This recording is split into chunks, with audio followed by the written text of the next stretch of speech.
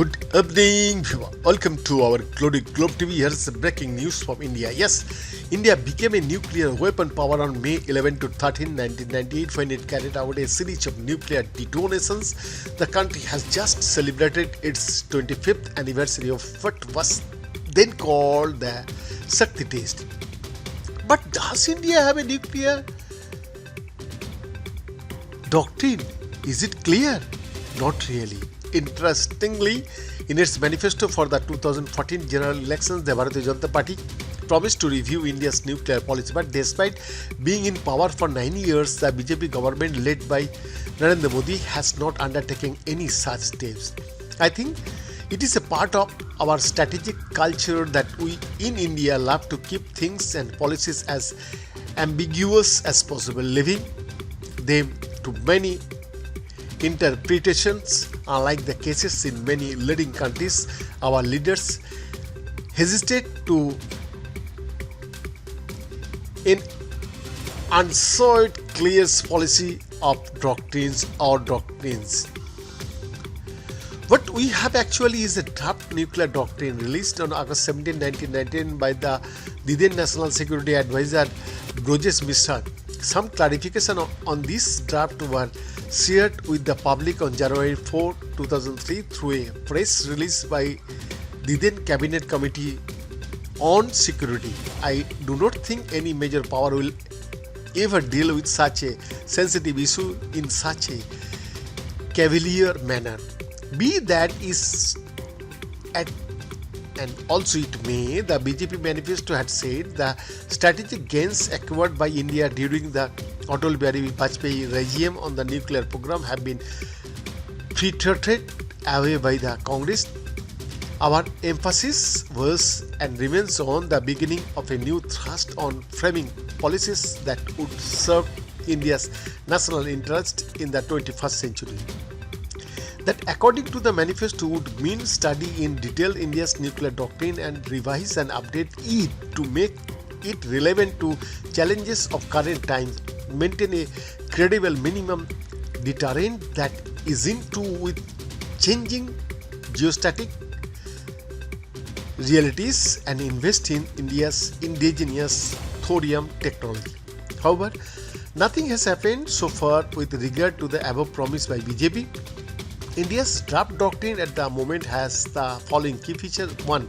While committed to the goal of a nuclear weapon-free world and through global, verifiable and non-discriminatory nuclear disarmament, India, till the realization of this goal, will process nuclear weapons.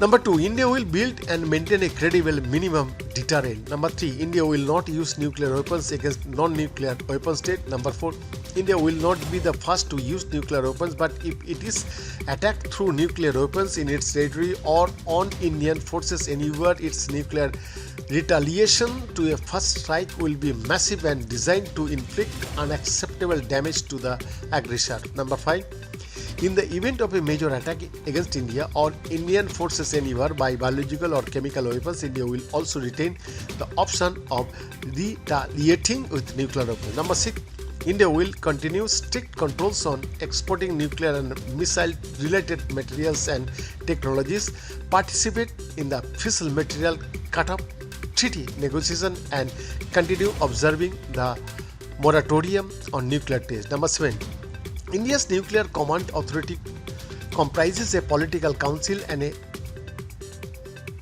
executive council. The Prime Minister chairs the political council. It is the sole body that can authorize the use of nuclear weapons. The National Security Advisor chairs the executive council.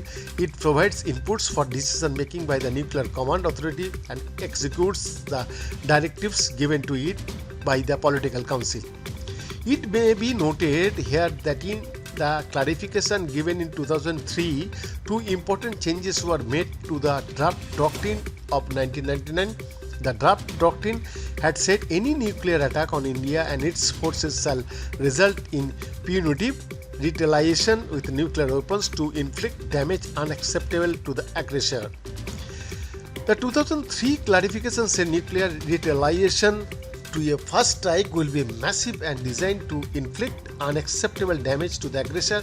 The emphasis here should be given to adding the word massive. The second important change in the 2003 clarification was that a new scenario was added under which India would retaliate with nuclear weapons that was attacked through biological or chemical weapons on Indian Air Forces anywhere.